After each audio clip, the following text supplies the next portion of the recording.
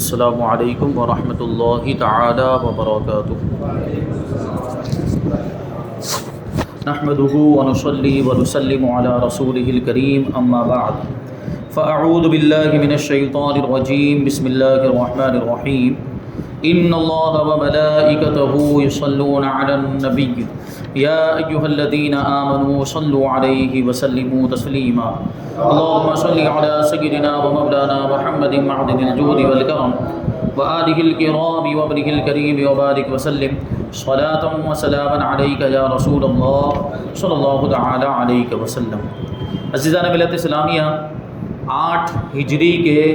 اہم واقعات میں فتح مکہ کا واقعہ بیان کیا جا رہا ہے۔ اس میں یہ جو مکہ مکرمہ فتح ہوا اس کے اسباب کیا ہوئے تھے اس کو پچھلے ہفتے بیان کیا گیا، جبکہ قریش کے ساتھ حضور پاک صلی اللہ علیہ وسلم اور صحابہ کرام کا مسلمانوں کا یہ معاہدہ ہوا تھا کہ 10 سال تک ان کے درمیان یہ معاہدہ رہے گا اور کسی طرح کی کوئی جنگ نہیں ہوگی، کوئی لڑائی نہیں ہوگی۔ لیکن اس کی کیا وجہ بنی کہ 2 سال کے بعد ہی یہ جنگ ہوئی اور حضور پاک صلی اللہ علیہ وسلم کو مکہ مکرمہ پر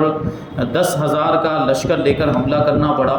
اس کی وجوہات پیچھے بیان کی گئی۔ اس کی بنیادی وجہ یہ تھی کہ کفار قریش نے جو عہد کیا تھا، جو وعدہ کیا تھا، اس کی خلاف ورزی کی،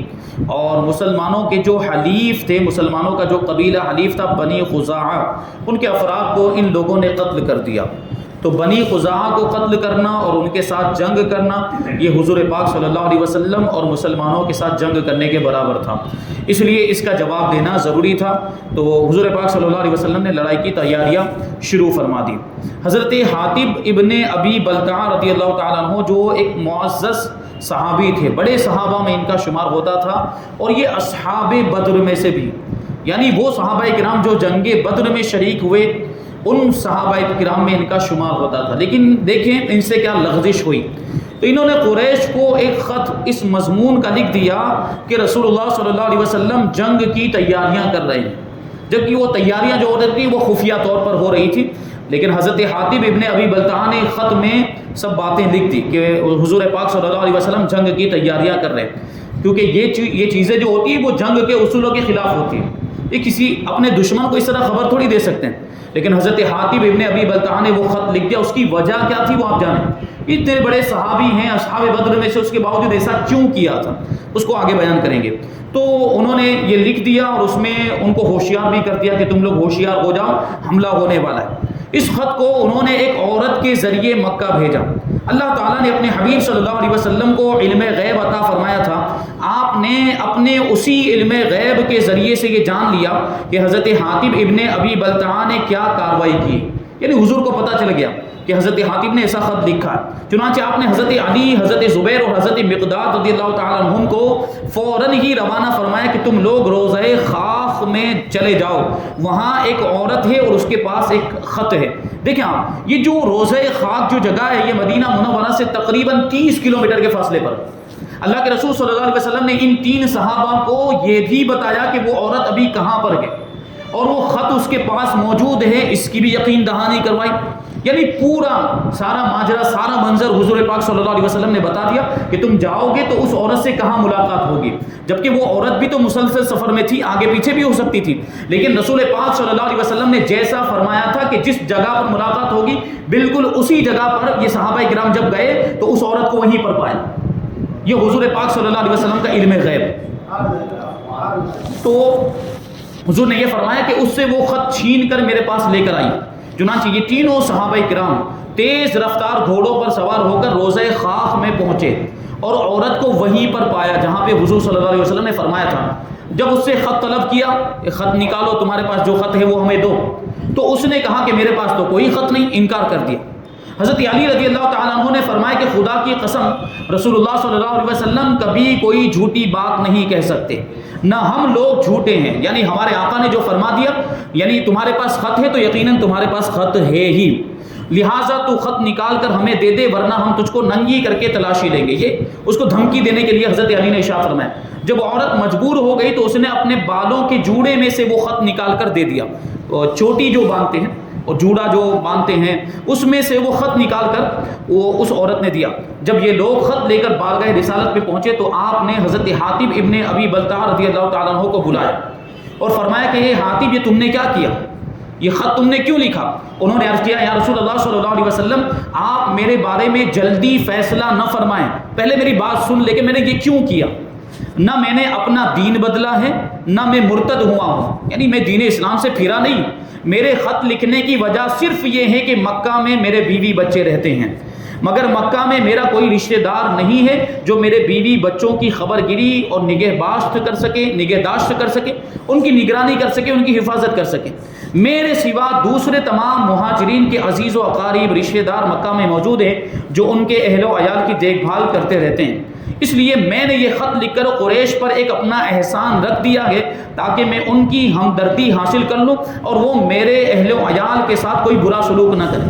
بس بیوی بچوں کی فکر میں انہوں نے یہ کیا تھا۔ یا رسول اللہ صلی اللہ تعالیٰ علیہ وسلم، میرا ایمان ہے کہ اللہ تعالیٰ ضرور ان کافروں کو شکست دے گا اور میرے اس خط سے کفار کو ہرگز کوئی فائدہ نہیں ہو سکتا ہے۔ حضور صلی اللہ علیہ وسلم نے حضرت حاتب رضی اللہ تعالیٰ عنہ کے اس بیان کو سن کر ان کے عذر کو قبول فرما لیا، مگر حضرت عمر رضی اللہ تعالیٰ عنہ اس خط کو دیکھ کر اس قدر تیش میں آ گئے کہ آپے سے باہر ہو گئے اور عرض کرنے لگے یا رسول اللہ صلی اللہ تعالیٰ علیہ وسلم، مجھے اجازت دیجیے کہ میں اس منافق کی گردن اڑاؤں۔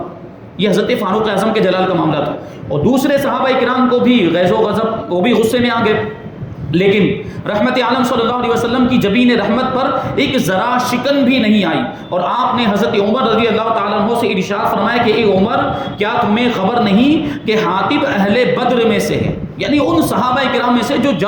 جنگ بدر میں شریک ہوئے تھے، اور اللہ تعالیٰ نے اہل بدر کو مخاطب کر کے فرما دیا کہ تم جو چاہو کرو، تم سے کوئی مواخذہ نہیں، یعنی تمہاری مغفرت ہو چکی، تمہاری بخشش ہو چکی۔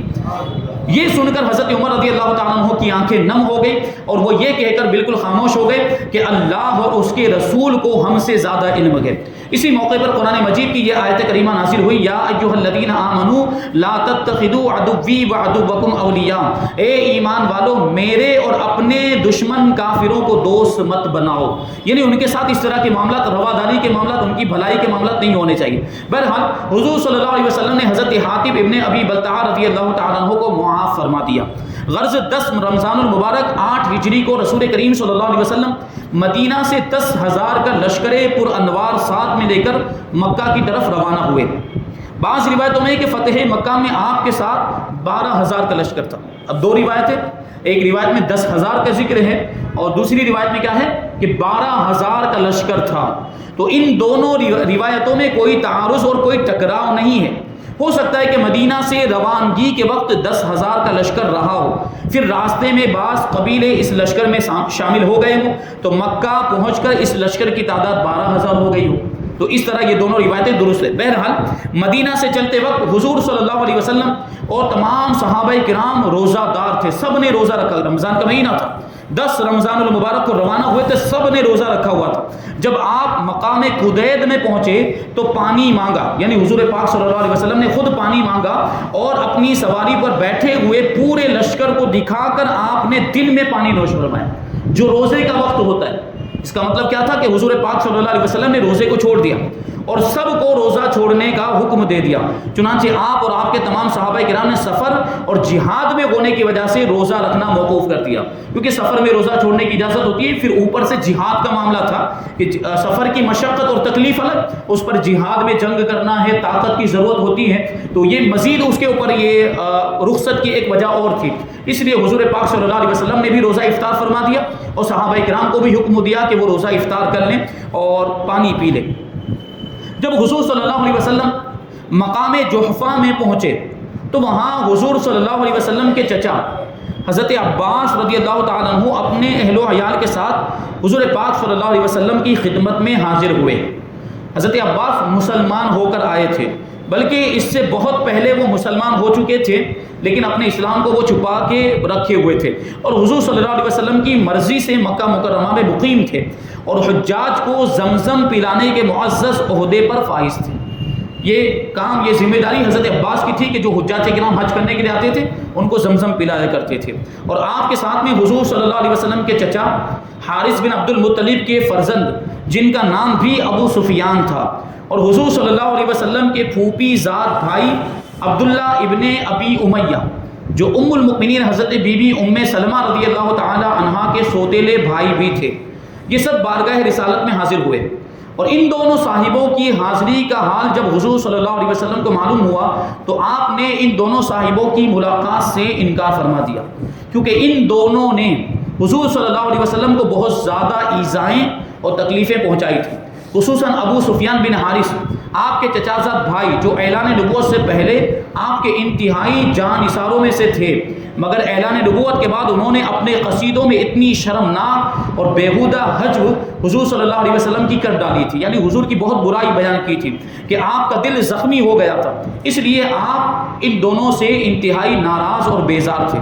مگر حضرت بی بی ام سلمہ رضی اللہ تعالیٰ عنہ نے ان دونوں کا قصور معاف کرنے کے لیے بہت ہی پرزور سفارش کی، اور ابو سفیان بن حارث نے یہ کہہ دیا کہ اگر رسول اللہ صلی اللہ علیہ وسلم نے میرا قصور معاف نہ فرمایا تو میں اپنے چھوٹے چھوٹے بچوں کو لے کر عرب کے ریگستان میں چلا جاؤں گا، تاکہ وہاں بغیر دانہ پانی کے بھوک پیاس سے تڑپ تڑپ کر میں اور میرے سارے بچے مر کر فنا ہو جائیں۔ حضرت بی بی ام سلمہ رضی اللہ تعالیٰ عنہ نے بارگاہ رسالت میں آپ دیدہ ہو کر روتے ہوئے عرض کیا کہ یا رسول اللہ صلی اللہ تعالیٰ علیہ وسلم، کیا آپ کے چچا کا بیٹا اور آپ کی پھوپھی کا بیٹا تمام انسانوں سے زیادہ بد نصیب رہے گا؟ کیا ان دونوں کو آپ کی رحمت سے کوئی حصہ نہیں ملے گا؟ جان چھڑکنے والی بیوی کے ان درد انگیز کلمات سے رحمت للعالمین صلی اللہ علیہ وسلم کے رحمت برے دل میں رحم و کرم اور عفو و درگزر کے سمندر موجے مارنے لگے۔ پھر حضرت علی رضی اللہ تعالیٰ عنہ نے ان دونوں کو یہ مشورہ دیا کہ تم دونوں اچانک بارگاہ رسالت میں سامنے جا کر کھڑے ہو جاؤ، اور جس طرح حضرت یوسف علیہ السلام کے بھائیوں نے کہا تھا وہی تم دونوں بھی جا کر کہو۔ یعنی کیا تھا؟ لقد آثرک اللہ علینا وان کننا لخاطئین، کہ یقیناً آپ کو اللہ تعالیٰ نے ہم پر فضیلت دی ہے اور ہم بلا شبہ خطاوار ہیں، ہم سے غلطی ہوئی۔ چنانچہ ان دونوں صاحبوں نے بارگاہ رسالت میں اچانک حاضر ہو کر یہی کہا۔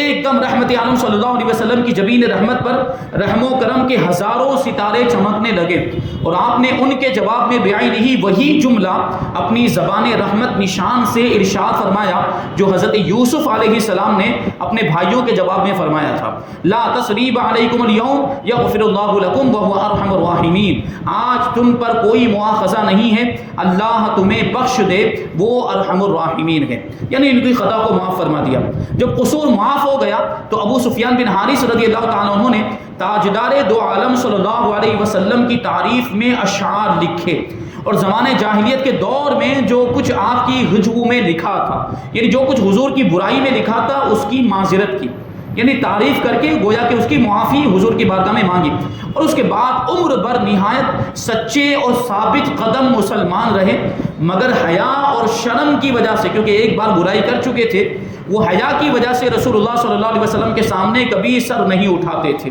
اور حضور صلی اللہ علیہ وسلم بھی ان کے ساتھ بہت زیادہ محبت فرماتے تھے، اور فرمایا کرتے تھے کہ مجھے امید ہے کہ ابو سفیان بن حارث میرے چچا حضرت امیر حمزہ رضی اللہ تعالیٰ عنہ کے قائم مقام ثابت ہوں گے۔ مکہ سے ایک منزل کے فاصلے پر مر الزہران نام کی جگہ میں پہنچ کر اسلامی لشکر نے پڑاؤ ڈالا، جو 10-12 ہزار کا جو بھی لشکر تھا یہ مر الزہران نام کی جگہ میں رکا، اور حضور صلی اللہ علیہ وسلم نے فوج کو حکم دے دیا کہ ہر مجاہد اپنا الگ الگ چولہا جلائے۔ رات کے وقت رکے تھے، اب کھانا تیار کرنا ہے، کھانا بنانا ہے، یا گرمی حاصل کرنی یا اجالا روشنی کے لیے سب نے چولہے جلائے۔ تو حضور نے کیا حکم دیا تھا کہ ہر جو مجاہد ہے وہ اپنا الگ چولہا جلائے، نہیں کہ ساتھ میں مل کر چولہا نہیں جلائیں گے۔ اب سوچیں آپ کہ 10,000 کا لشکر ہے یا 12,000 کا لشکر، ہر مجاہد اگر اپنی الگ الگ آگ جلائے گا تو دور سے دیکھنے پر وہ کیسا منظر ہوگا؟ وہ آگ روشن ہے، وہ دور سے اگر کوئی دیکھے 10,000 آگ جل رہی ہے یا 12,000 آگ جل رہی ہے، وہ کیسا عجیب و غریب منظر ہوگا۔ 10,000 مجاہدین نے جو الگ الگ چولہے جلائے تو مر الزہران کے پورے میدان میں میلوں تک آگ ہی آگ نظر آنے لگے۔ اب اس کا بھی ایک روب و دبدبا تھا، اس کو سنیں۔ گو قریش کو معلوم ہو چکا تھا کہ مدینے سے فوجیں روانہ ہو چکی ہیں، مگر صورتحال کی تحقیق کے لیے قریش نے ابو سفیان بن حرب، حکیم بن حزام، بدیل بن ورقہ کو اپنا جاسوس بنا کر بھیجا معلومات حاصل کرنے کے لیے کہ مسلمانوں کا لشکر کہاں تک پہنچا ہے، ان کے کیا معاملات ہیں، ان کے حالات کیا ہیں۔ حضرت عباس رضی اللہ تعالیٰ عنہ بے حد فکر مند ہو کر قریش کے انجام پر افسوس کر رہے تھے۔ وہ یہ سوچتے تھے کہ اگر رسول اللہ صلی اللہ علیہ وسلم اتنے عظیم لشکر کے ساتھ مکہ میں فاتحانہ داخل ہوئے تو آج تو قریش کا خاتمہ ہو جائے گا۔ چنانچہ وہ رات کے وقت رسول اللہ صلی اللہ علیہ وسلم کے سفید خچر پر سوار ہو کر اس ارادے سے مکہ چلے کہ قریش کو اس خطرے سے آگاہ کر کر انہیں آمادہ کریں کہ چل کر حضور صلی اللہ علیہ وسلم سے معافی مانگ کر صلح کر لو ورنہ تمہاری خیر نہیں ہے۔ مگر بخاری کی روایت میں کہ قریش کو یہ خبر تو مل گئی تھی کہ رسول اللہ صلی اللہ علیہ وسلم مدینے سے روانہ ہو گئے، مگر انہیں یہ پتہ نہ تھا کہ آپ کا لشکر مر الزہران تک پہنچ چکا ہے۔ اس لیے ابو سفیان بن حرب اور حکیم بن حزام اور بدیل بن ورقا اس تلاش و جستجو میں نکلے تھے کہ رسول اللہ صلی اللہ علیہ وسلم کا لشکر کہاں تک پہنچا ہے۔ جب یہ تینوں مر الزہران کے قریب پہنچے تو دیکھا کہ میلوں تک آگ ہی آگ جل رہی ہے۔ یہ منظر دیکھ کر یہ تینوں حیران رہ گئے، یہ اتنی زیادہ آگ کہاں سے آئی؟ اور ابو سفیان بن حرب نے کہا کہ میں نے تو زندگی میں کبھی اتنی دور تک پھیلی ہوئی آگ اس میدان میں جلتے ہوئے نہیں دیکھی، آخر یہ کون سا قبیلہ ہے اتنی زیادہ آگ جل رہی ہے؟ تو بدیل بن ورقا نے کہا کہ بنی خزاعہ معلوم ہوتے ہیں۔ تو ابو سفیان نے کہا کہ نہیں، بنی خزاعہ اتنی کثیر تعداد میں کہاں ہیں جو ان کی آگ سے مر الزہران کا پورا میدان بھر جائے، یعنی وہ اتنی تعداد میں نہیں، یہ تو کچھ اور، یہ کوئی اور لوگ معلوم ہوتے ہیں۔ بہرحال حضرت عباس رضی اللہ تعالیٰ عنہ کی ان تینوں سے ملاقات ہو گئی اور ابو سفیان نے پوچھا کہ اے عباس تم کہاں سے آ رہے ہو اور یہ آگ کیسی ہے؟ تو حضرت عباس رضی اللہ تعالیٰ عنہ نے فرمایا کہ یہ رسول اللہ صلی اللہ تعالیٰ علیہ وسلم کے لشکر کی آگ ہے۔ حضرت عباس رضی اللہ تعالیٰ عنہ نے ابو سفیان بن حرب سے کہا کہ تم میرے خچر پر پیچھے سوار ہو جاؤ ورنہ اگر مسلمانوں نے تمہیں دیکھ لیا تو ابھی تم کو قتل کر ڈالیں گے۔ جب یہ لوگ لشکر گاہ میں پہنچے تو حضرت عمر رضی اللہ تعالیٰ عنہ اور دوسرے چند مسلمان صحابہ کرام جو لشکر گاہ کا پہرا دے رہے تھے ابو سفیان کو دیکھ لیا۔ حضرت عمر رضی اللہ تعالیٰ عنہ اپنے جذبہ انتقام کو ضبط نہ کر سکے، کنٹرول نہ کر سکے، اور ابو سفیان کو دیکھتے ہی ان کی زبان سے نکلا کہ ارے یہ تو خدا کا دشمن ابو سفیان ہے۔ دوڑتے ہوئے بارگاہ رسالت میں پہنچے اور عرض کیا کہ یا رسول اللہ صلی اللہ تعالیٰ علیہ وسلم ابو سفیان ہاتھ آ گیا، اگر اجازت ہو تو ابھی اس کا سر اڑا دوں۔ اتنے میں حضرت عباس رضی اللہ تعالیٰ عنہ بھی ان تینوں مشرکوں کو ساتھ لیے ہوئے دربار رسالت میں حاضر ہوئے اور ان لوگوں کی جان بخشی کی سفارش پیش کی اور یہ کہا کہ یا رسول اللہ صلی اللہ تعالیٰ علیہ وسلم میں نے ان سبوں کو امان دے دیے، یعنی ان کی جان بخشی دی جائے۔ ابو سفیان بن حرب کی اسلام دشمنی کوئی ڈھکی چھپی چیز نہیں تھی۔ مکے میں رسول کریم صلی اللہ علیہ وسلم کو سخت سے سخت ایذائیں دینی، مدینہ پر بار بار حملہ کرنا، قبائل عرب کو اشتعال دلانا یعنی اسلام کے خلاف بھڑکانا، تو حضور صلی اللہ علیہ وسلم کی قتل کی بار بار سازشیں، یہودیوں اور تمام کفار عرب سے ساز باز کر کے اسلام اور بانی اسلام کے خاتمے کی کوششیں، یہ وہ ناقابل معافی جرم تھے جو پکار کر کہہ رہے تھے کہ ابو سفیان کا قتل بالکل درست اور جائز اور برمحل ہے، اس کو تو قتل ہی کر دینا چاہیے۔ لیکن رسول کریم صلی اللہ علیہ وسلم جن کو قرآن نے رؤوف و رحیم کا لقب عطا فرمایا، ان کی رحمت چمکار کر ابو سفیان کے کان میں کہہ رہی تھی